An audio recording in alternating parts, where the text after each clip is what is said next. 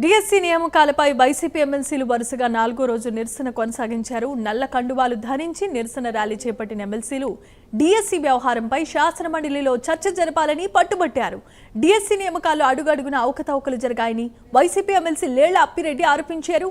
Paper leakage నుంచి ఉద్యోగాల భర్తీ వరకు అక్రమాలు జరిగాయని, జీవోలు మార్చి కొంతమందికి అనుకూలంగా ఉద్యోగాలు ఇచ్చారని ఆరోపణలు చేశారు. డిఎస్సి వ్యవహారంపై సిబిఐ విచారణ జరిపించాల్సిందిగా డిమాండ్ చేశారు.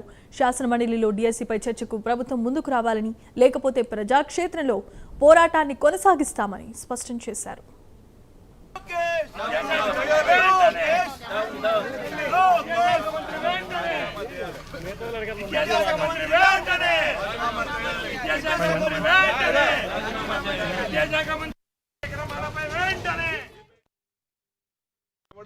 మళ్ళా అది ఆ పని అయిపోతేనే ఆ జీవోలను క్లోజ్ చేయడం అంటే ఎంత దుర్మార్గమైనటువంటి చర్య.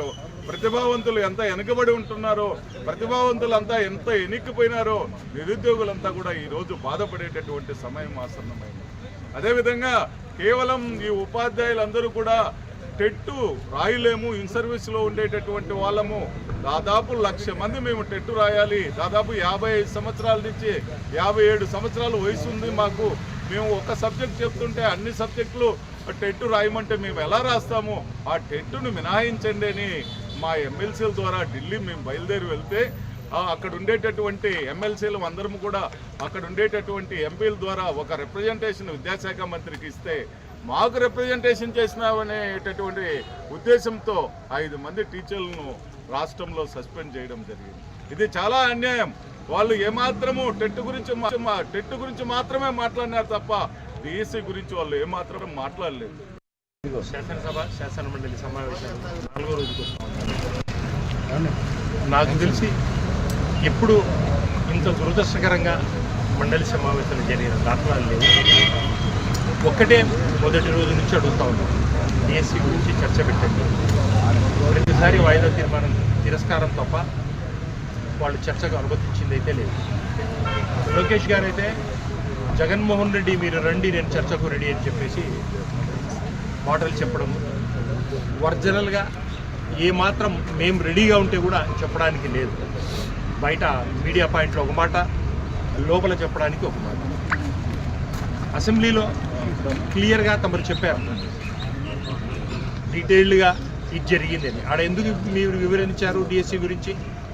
ఆడ ప్రశ్నించే గొంతు లేదు కాబట్టి అదే శాసనమండలికి వచ్చి డిస్కస్ చేయొచ్చు కదా. ఇక్కడ డిస్కస్ చేయడానికి మీ మనసు రావట్లేదు. కల్లిబోలి పయ్యావల కేసులో ఏదంటే మాధ్యమాల గురించి చర్చించాలని శాసన మండలిలో వైఎస్ఆర్సీపీ పోరాటం చేస్తూ ఉంది. అలానే గడిచిన 4 నెలల నుంచి కూడా ఈ పోరాటం ఆ డిఎస్సిలో నష్టపోయినటువంటి ఆ నిరుద్యోగులు వారందరి తరఫున రోడ్డు మీదకి వచ్చి అనేకమైనటువంటి దీక్షలు కూడా చేసింది. ఎక్కడైనా ప్రజాస్వామ్యంలో ఒక ఎంక్వైరీ చేయడానికి మీరు మా మీద అక్రమ కేసులు అన్ని పెడుతున్నారు కదా, మరి కేసులు పెట్టడానికి ఎవరు భయపడట్లా. మీరు ఒక ఆరోపణ ఇన్ని లక్షల మంది నష్టపోయినారు, ఇన్ని లక్షల మంది అక్రమాలు జరిగినాయని ఘోషిస్తూ ఉంటే మీరు ఎందుకు ఎంక్వైరీ చేయడానికి కూడా సిద్ధపడట్లా? గతంలో అదే జగన్మోహన్ రెడ్డి గారు మీద టీటీడీ లడ్డు అంశంకి వచ్చేటప్పటికి వైవి సుబ్బారెడ్డి గారు స్వయంగా సుప్రీంకోర్టుకు వెళ్ళి దీని మీద సిబిఐ ఎంక్వైరీ వేయించండి అని చెప్పినటువంటి పరిస్థితి. ఎందుకు? వైవి సుబ్బారెడ్డి గారిలో నిజాయితీ ఉంది, వైఎస్ఆర్సీపీలో నిజాయితీ ఉంది కాబట్టి మేము కోరుకున్నాం సిబిఐ ఎంక్వైరీ. జగన్మోహన్ రెడ్డి గారి గవర్నమెంట్లో కూడా ఆరోపణలు ఏదైనా వస్తే డైరెక్ట్గా సిబిఐ ఎంక్వైరీ ఇచ్చినటువంటి పరిస్థితి. మరి ఈ రోజు మీరు లోకేష్ గారు మాట్లాడుతూ ఉంటే చాలా అసహ్యంగా కూడా అనిపిస్తూ ఉంది. మా గోడకు అవతల ఉన్నటువంటి శాసనసభలో మాత్రం ఒక స్టేట్మెంట్ చదివి గోడకి అవతల ఉన్నటువంటి శాసన మండలిలో మేమేడు కూర్చొని దీక్షలు చేసి మేము మీతో చర్చిస్తాము, మా దగ్గర ఆధారాలు ఉన్నాయంటే ఇక్కడికి వచ్చి కూడా కూర్చొని కూడా మాతో చర్చించడానికి ముందుకు రావట్లేదంటే అదేమంటే శాసనసభలోకి వెళ్ళి మాట్లాడతారు. జగన్మోహన్ రెడ్డి చూసుకుందామంటారు. గురించి చర్చించాలి.